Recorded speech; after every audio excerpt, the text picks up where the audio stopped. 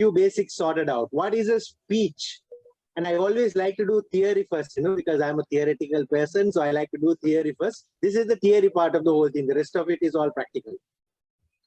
A speech is the expression or the ability to express thoughts and feelings by articulate sound. Simply, the expression or the ability to express thoughts or feelings through articulate sound. An articulate sound can be words, and try to help the grammarian of the day. It can be vocal, verbal, or the lack of sounds even. If you are using that to express thoughts and feelings, that is part of a speech. And of course, it is done to an audience, as you can see in the second part of the definition. Now, that's the end of the theory. We are done with that. The question is, over here, we are trying to decide how to craft that winning speech. How to craft a winning speech, we need to split that. First of all, let's look at how to craft a speech. And at the second part of this discussion, let's see how to craft a winning speech. So let's do how to craft a speech first. So what is a speech? Thoughts and feelings by articulate sound, the expression of that. Now the question is, first of all, when you want to do a speech, you need to... Now by saying this, don't get me wrong. I'm not saying that you should be all cocky and, yeah, we beat Argentina, we became world champions kind of thing. Where is Messi? Not that kind of stuff. That is being cocky. You make up your mind to do a speech that will be a winning speech. And that's it. And not go around becoming like I am the man and that kind of stuff. Not that. You don't need to be overboard, but you need to make up the mindset to be a winning speech, to be a winner. Once you've sorted out the answers to this second question, then comes question number 3. Where do I get ideas from? And this is where most of our speakers get stumped. Where do I get ideas from? What do I talk about? From where do I get ideas? Wow, they come up with some great ideas. Where can I get similar ideas? This is a question all of us face. Let's face it. Whenever we open a new project in Pathways also, we are thinking, that's a question we all have. Where do we get ideas from? Now, let us assume you have figured out where to get the ideas from. Then the next 2 questions. Can I write this speech? Can I tell this story? Because remember, not everything that comes as an idea can be told in public. Like say, for instance, my wife is not here and the door is closed. I don't want to talk about my girlfriend to my wife. I will get hammered. Same way, you may have ideas that will come to your mind, but you cannot write a speech out of it. You cannot make a public discourse out of it. Not possible. So not everything that you get as an idea can be written as a speech and can be told. So you need to figure out what are the things that I can write a speech and that I can tell the story out in public. Because all of us have those small dark secrets which we don't want to tell anybody. Keep those to yourself. Otherwise, problem. In my case, I am lucky the door is closed. Otherwise, today dinner, maafi. I hope you got the idea. So now that we have sorted those things out, next comes the next biggest question, my dear friends. What do I put in the speech?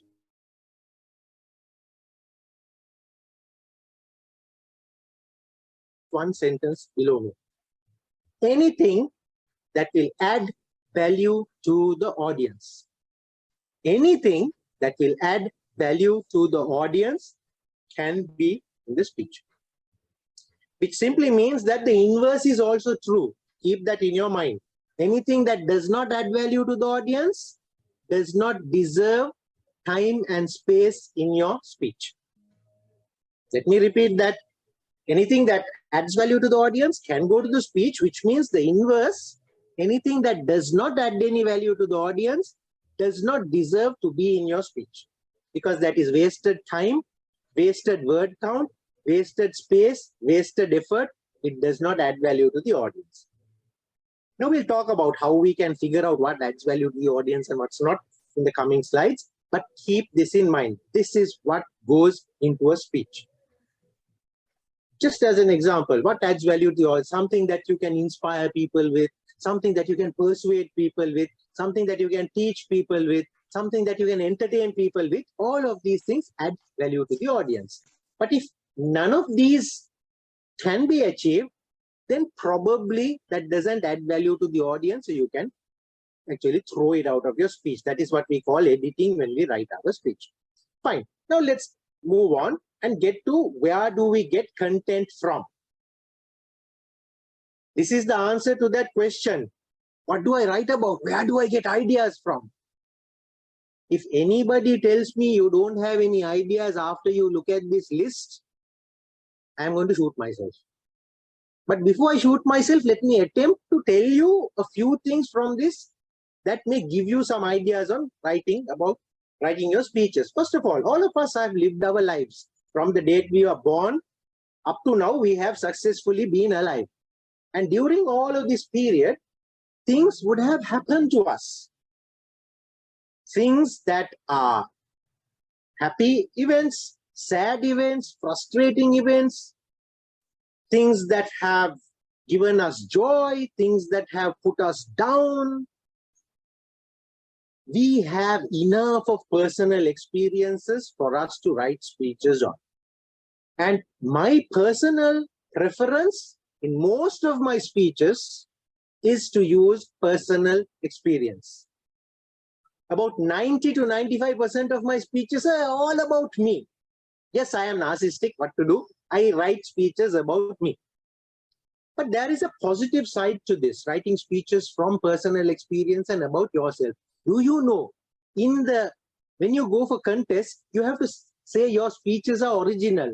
Maximum of 25% can be outside stuff, and those have to be also, the source should be quoted. So which means 75% of the stuff should be your own material. Now think of it this way. If you write speeches about you, about yourself, and not about anyone else, 100% of your speech will be about yourself. Well, maybe 90% of it, because you'll use quotations and what have you. But it is going to be your speech. No one can come and tell you, you copied this speech from somebody else. Because no, it's my life I'm talking about. It's about me going out with my wife. It's me going to school. It's me moving country after country. It's me learning languages. It's me driving. It's me falling from the bicycle. It's all my stories.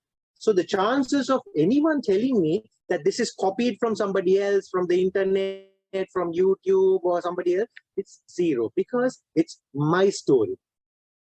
So this is the advantage in picking personal experiences for our speeches. No one can say it's copied from anybody else. Let's face it, if you open YouTube today and just put International Speech Toastmasters, you will get about 3,000 speeches. Somebody has written some speech about some topic. We also might end up writing a speech about a similar topic. But if we write about that topic based on our life and our learning, no one can say we copied that speech. So that's why I always prefer personal experiences in my speeches, because then it's my story, it's genuine, it's original, and nobody can claim. Second advantage in using personal experience is sincerity. It's your story, you will tell it with sincerity as it happened, right? So use personal experiences, and for me, as I said, 90 to 95% of my speeches are about personal experiences. Next, let us say it's a boring life and there are not much of personal experiences that we have had. Then we look around, family and friends. All of us have families, all of us have friends. Our family and friends would have had enough of experiences from which we could have learned, and so therefore we can write speeches about. In my case, my favorite family person that I use in my speeches is my wife. Whether it be waking me up in the night to kill a cockroach, or whether it be a cat under a road, or sometimes a lot more serious stuff, helping me come through my depression, helping me through my anxiety disorder period. My wife, parents, my siblings, everybody within the family, they would have done something from which I benefited, from which I learned, and I can put them into my speeches.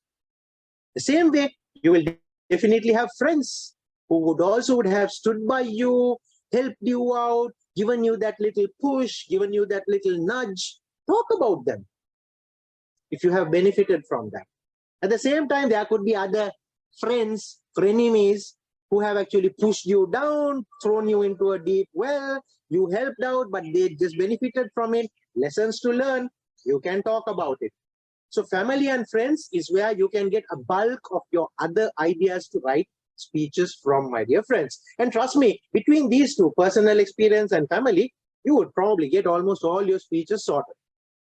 But let us assume, still for all, you don't have family and friends. You're like Adam, just born in the world, first man, now nothing else to do, all alone, roaming around the garden, looking for somebody, something to do. You find a serpent, you find an apple and a tree and all of that, and then you're looking. So let's say you're somebody like that.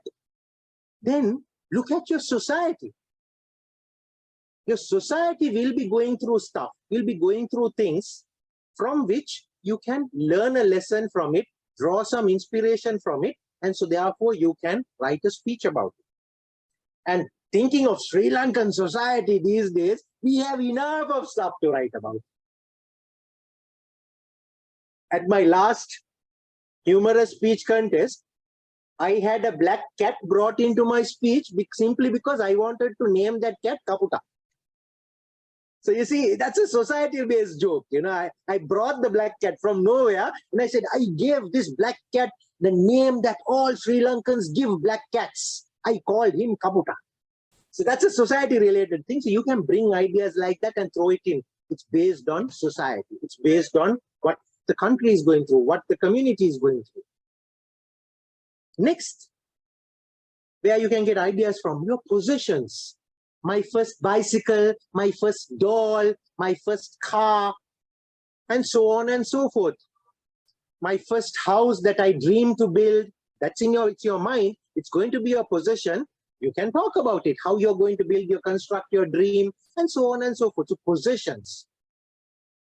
If you think about Pres Vasiliev's World Championship speech, the one before Dhananjay, who won before Dhananjay in 2013, he speaks about changing a tire in a car.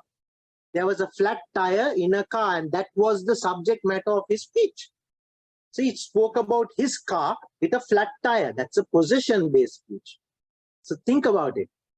You can write speeches which can even take you to World Championship level about possessions, as long as you have learned something from it and you can tell that story to others. All right? And last but not least in this great list of mine, quotations and proverbs. Enough of quotations, enough of proverbs, enough of inspiration from those. I wrote one entire speech simply based on that one line from The Alchemist of Paulo Coelho, which is, if you want something really badly, the entire universe will conspire in your favor. I'm obviously paraphrasing. I wrote an entire speech just based on this one line. And I named that speech also Universal Conspiracy. Of course, in writing the speech, I used 2 or 3 personal stories in it, but I based the entire speech on this particular line because I have seen if I wanted something really badly, somehow, somewhere, you can call it from God, you can call it good providence, you can call it good karma, whatever you call it, somehow it will happen. And you can write things like that in your speeches, my dear friends. So there you go, whole list of stuff to get your ideas from. But last but not least, the 2 words at the side over here, beliefs and values. All of us have beliefs and values. We have our personal beliefs, we have beliefs of our friends. I have written a number of speeches based on my personal beliefs. As a Muslim, I have come across lots of things that I have learned from, which I can teach. However, I have not limited my speeches just to Islamic beliefs. One of my most successful speeches was where I used a concept from Buddhism, which is very well known, which is Arogya Paramalabha. And of course, there are 4 lines. I can repeat all the 4 lines in Pali because I have memorized it. And I wrote a speech about that entire thing. The 4 important aspects of our life. Health, Santuti, that is happiness, trustworthy friends, and supreme bliss, Nirvana. These are the 4 things. I wrote a speech about those 4. And in fact, it had a little bit of a twist. It had a bit of a humorous twist, but a very serious message at the end. So you see, beliefs, your own beliefs, or the beliefs of people you know, or the beliefs of people you don't know. There's enough of good stuff out there in the world. Sadly, lots of us think of religion as being a dividing thing. But me, I look at religion as a thing that brings us together, look for things that are common and talk about it. If we can look at commonalities amongst us, we can sort out about 80-90% of the world's problems, and we can talk about them as well. So there you go, my dear friends. That's the next set of ideas from which you can get content material for your speeches. All right. So that's about the most important question I think all of us have. What do I write? Now tell me, I go back to that earlier question. After listening to what I said and looking at this list, if you still say, what do I write about? I'm going to shoot myself. But should I shoot myself? No need, because you have enough of things to write about. Yes or no? Somebody raise your hands up. Yes? Okay, good. I think the answer is yes. I can see a few of you nodding. Right. Let's now quickly rush through, because that's the slide in which I usually spend the most of my time, because that is the real question for all of us. Now, what do I do? So these are important questions to ask.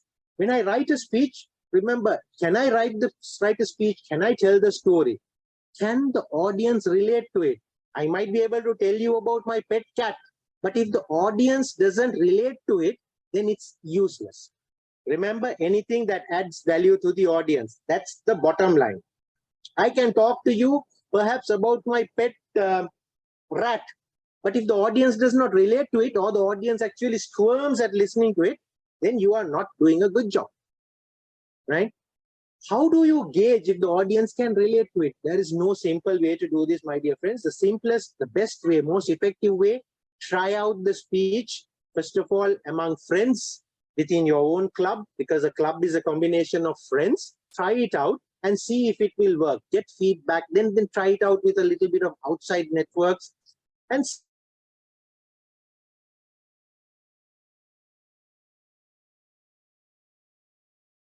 try something else.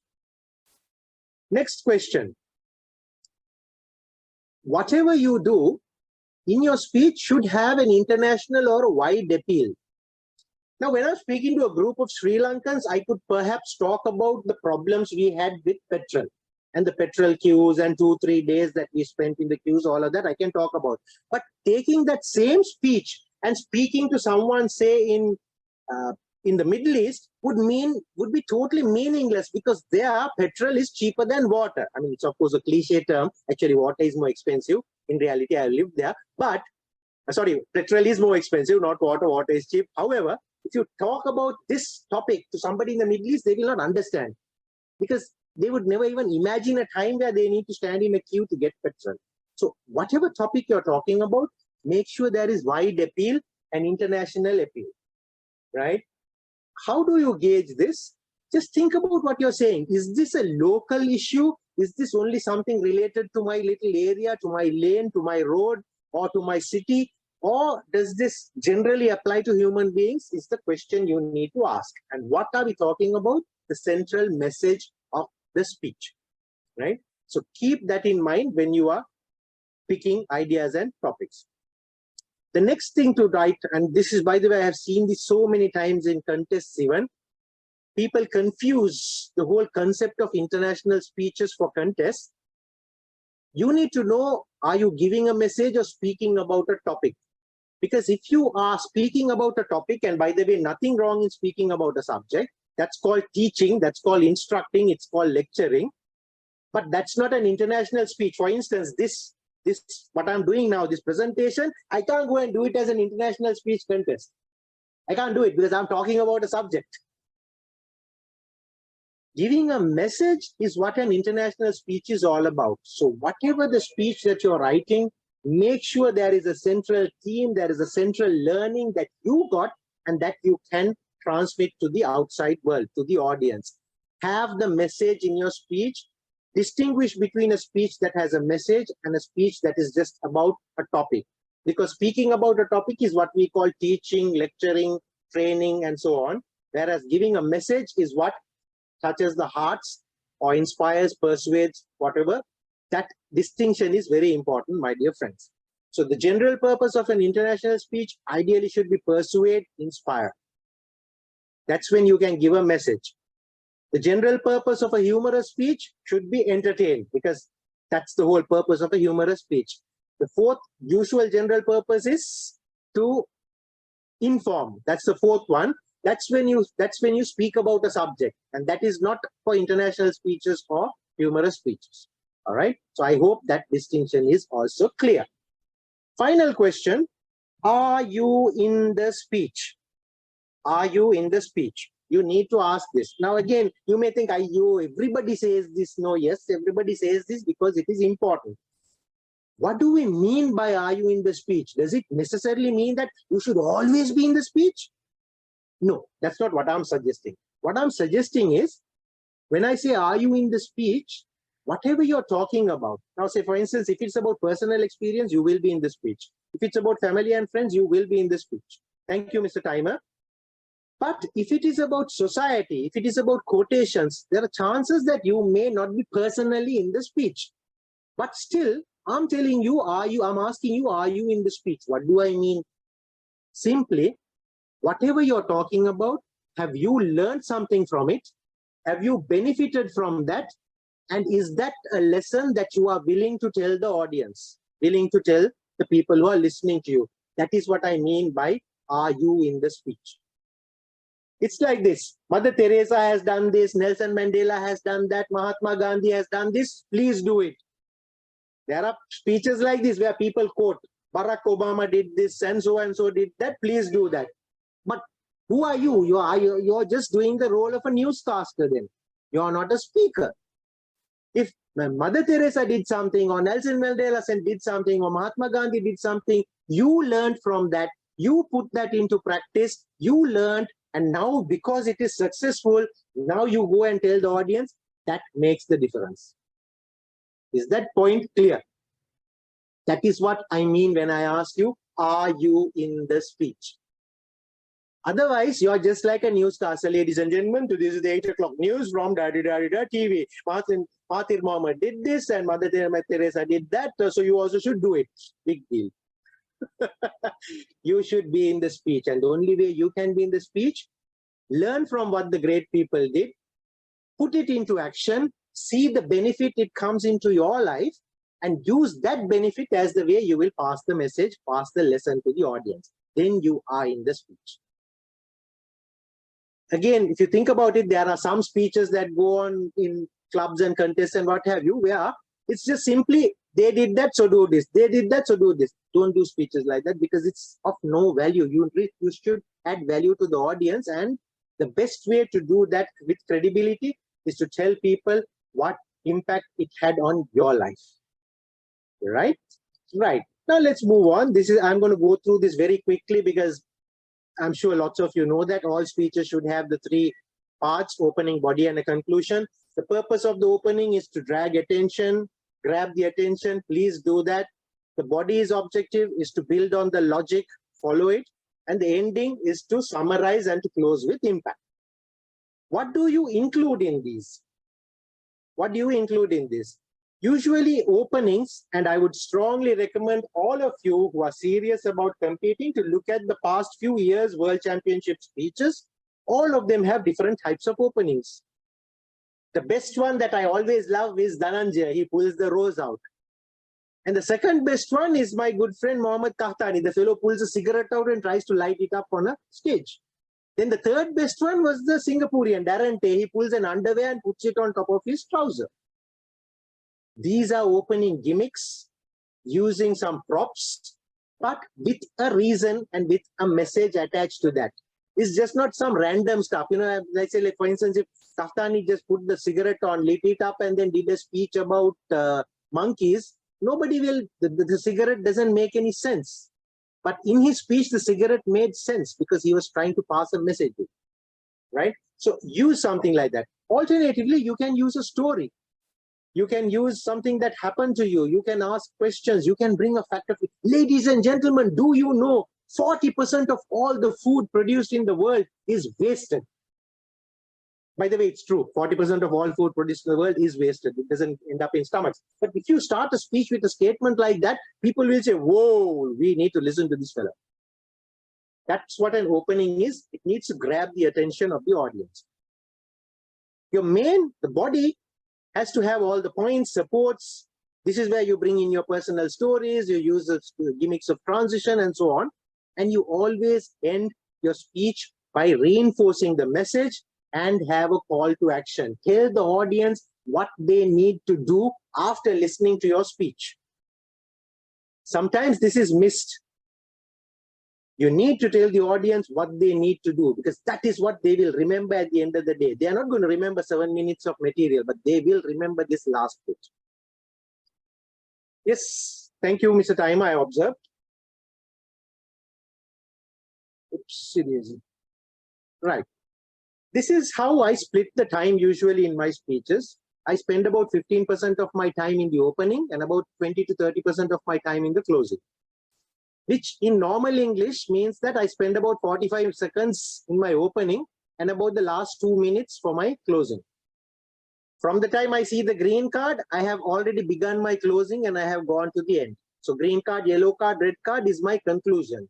So between the start and the body, whatever time remains is where I write the 3 stories or whatever it is, where the meat is. So for 45 seconds to 1 minute for the opening, and the last 2 minutes, I try to draw my conclusion and the ending of my speech. And the balance 4 minutes, 4.5 minutes, I put it into the body. Right? This is what a speech is. It's all words, voice, body, props, visual aid, and so on. How do you write your speech? You need to write your speech down. Don't do it from memory. Write your speech down and then rewrite the speech. And the last point is important. You need to practice. You need to edit. Keep practicing, editing, practice and edit. Keep rewriting. They say good speeches are not written. Good speeches are rewritten. My most successful international speech, from which I became second in District 20, I had written that speech over a period of 4 years. It had about different versions until I perfected it to get to that level. So that's how long it usually takes for a speech to be written. Please put in the effort. You need to write and rewrite and rewrite. And all speeches should appeal to the eyes, to the ears, and to the heart. That's what we mean by visual, auditory, and kinesthetic. Very quickly, this is something I learned from Dhananjaya. Every speech needs to have a challenge that the speaker faces, some failure from it, a recovery and victory. He did this even at Ovation last time. He did exactly the same format, if you remember. Challenge, failure, recovery, and victory. And you could do this either with the standard formula of 3 stories or the new formula of having 1 long story. Both of these will work. If you're using 1 long story, make sure the story is not boring. Otherwise, you will lose the audience. Right. You know what this is. If you're serious about winning, please look at every aspect of the judging criteria and make sure your speech ticks off every single one of these. Otherwise, it's not going to work. Writing a speech is like looking at a blank wall. You need to quietly start breaking, hitting into it, keep on breaking until you see a nice scene outside. Oops, wrong picture. I prefer this one, Golf Fort. That's a much more long-lasting thing. This has lasted for much longer than the earlier picture. And when you do that, your audience will give you a lot of applause, appreciation, admiration, accolades, and awards. And I didn't put these words here without any purpose. I put them with a purpose. All these words begin with A. And when you have a series of words beginning with the same letter, it's called an alliteration. Put these kind of things in your speeches because it becomes beautiful. Applause, appreciation, admiration, accolades, and awards. All with A. This is an alliteration. Put things like this in your speech, my dear friends. A saying from my good friend Dhananjaya Hettiarachchi, there is a big difference between failure and failing. If you don't attempt, you will always be a failure. But if you attempt, you can fail. That's okay. It's okay to fail, but don't be a failure in life. Failures are fellows who never attempt something. But a person who attempts something can fail, but that's okay. Then you will learn. And Judge Caprio from Court in Providence, he said this to a criminal, but I say this to this bunch of criminals here who are speakers. It does not matter who you used to be. It only matters who you can become. It does not matter if you are a bad speaker or not a good speaker, but what matters is if you become world champion of public speaking. And the day one of you do become, please remember that I told it first that you can become a world champion of public speaking. Which brings